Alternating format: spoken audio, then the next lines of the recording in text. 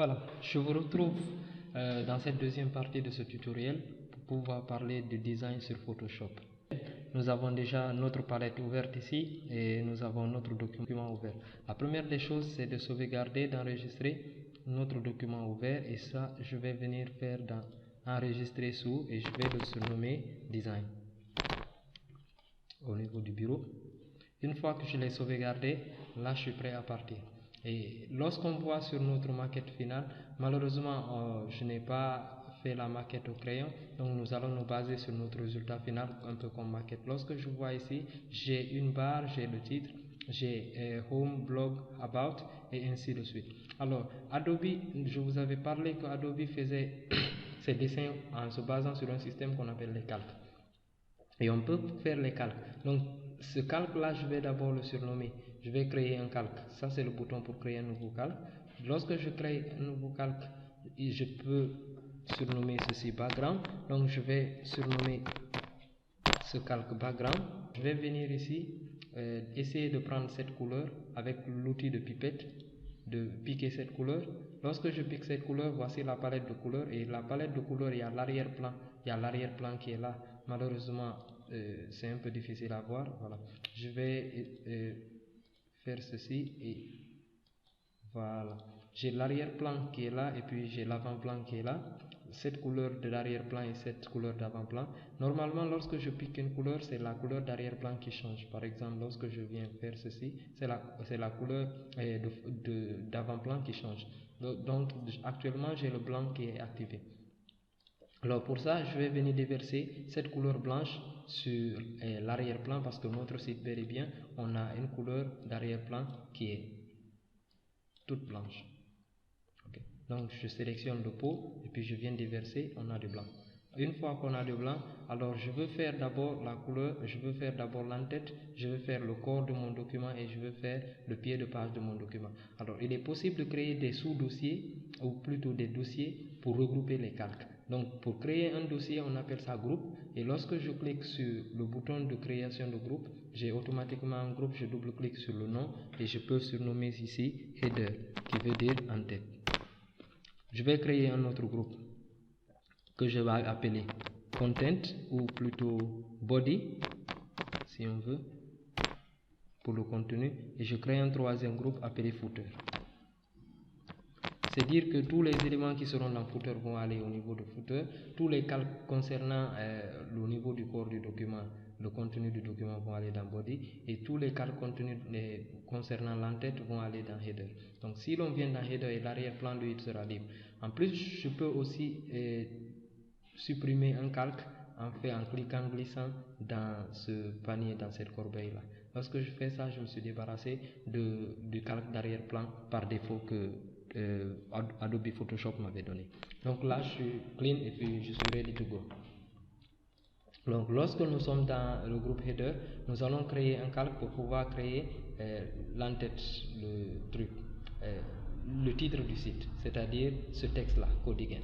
Alors je crée le calque dedans et je vais mettre en quelque sorte, c'est ça mon logo, et je vais prendre l'outil texte. L'outil texte, je vais aller prendre la couleur du texte. La couleur de ce texte c'est du bleu, donc je vais d'abord venir piquer cette couleur là. Une fois que j'ai cette couleur, je reviens, ça c'était au niveau de ma palette, je reviens sur mon tableau et je sélectionne l'outil de texte, je commence à écrire.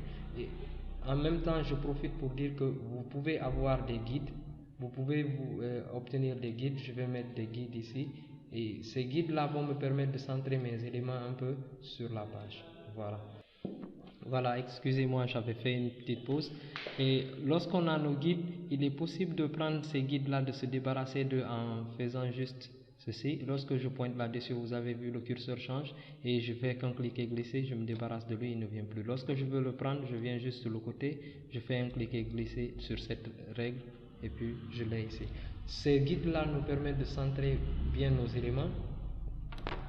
Alors nous, dans notre cas ici, nous sommes sur le calque de logo, donc nous allons écrire le logo Codigan. Et nous allons essayer de styler ceci. Vous avez vu, je peux changer la couleur, je peux changer la fonte. Je vais mettre Segway Bold pour que ce soit un peu plus visible. Et je crois que c'est déjà bon. Je peux venir mettre ça quelque part là. Voilà.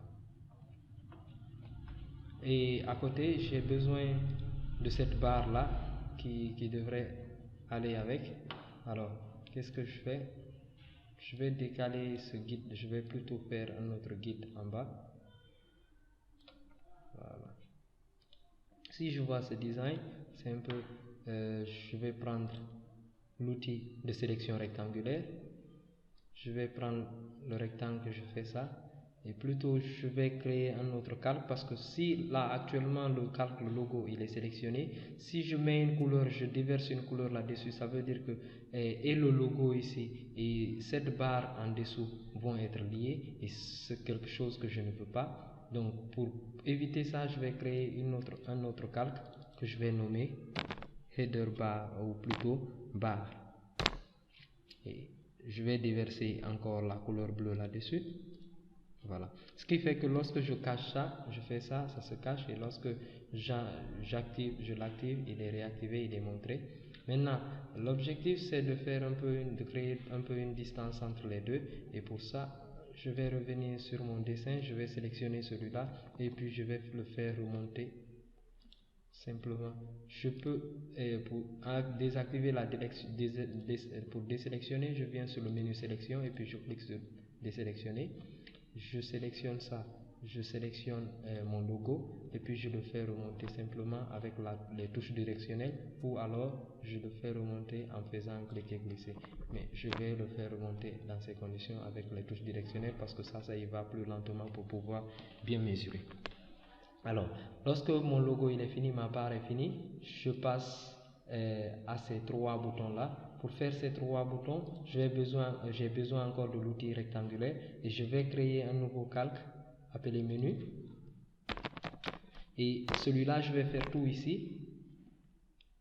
Je prends le premier, je fais ça et la couleur que je dois lui appliquer, c'est cette couleur là. Donc, je viens dans ma palette, je prends la couleur.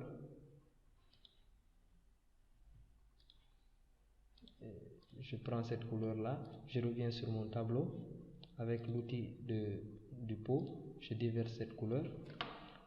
J'ai la sélection rectangulaire qui est là, donc je peux toujours aller de cette manière à gauche, à droite.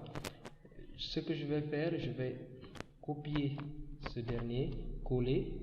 Ça veut dire que j'ai dupliqué en quelque sorte le calque. Ça veut dire menu.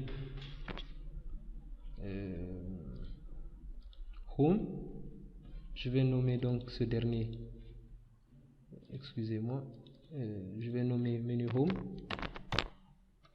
je vais nommer ceci menu Blog et About, menu Blog, donc je vais pouvoir déplacer ce dernier, mettre la distance entre eux. Et si je veux, je dois pouvoir créer la distance de ce côté. Voilà. Je fais un copier-coller qui fait que je vais dupliquer. Je vais le remonter à une place bien là. Et je vais le renommer menu About.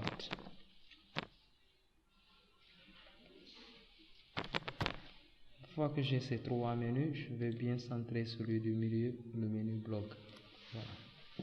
Une fois que j'ai ces trois menus, il me reste qu'à mettre du texte là-dedans. Donc je viens dans le menu About, je vais mettre du texte About. Vous voyez qu'on n'écrit rien, c'est à cause de la couleur. La couleur c'est la même, je sais que c'est du blanc. Je vais choisir le blanc. Et je vais aussi sélectionner pour diminuer la taille à 30. Je vais faire 28 ou 25. Voilà.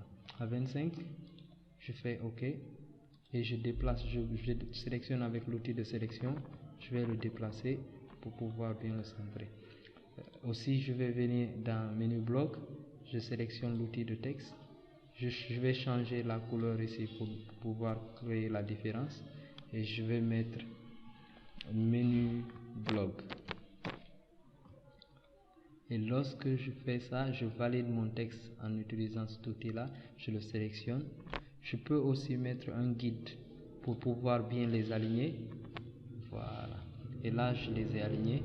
Je me débarrasse automatiquement de ce guide là lorsque j'aurai fini.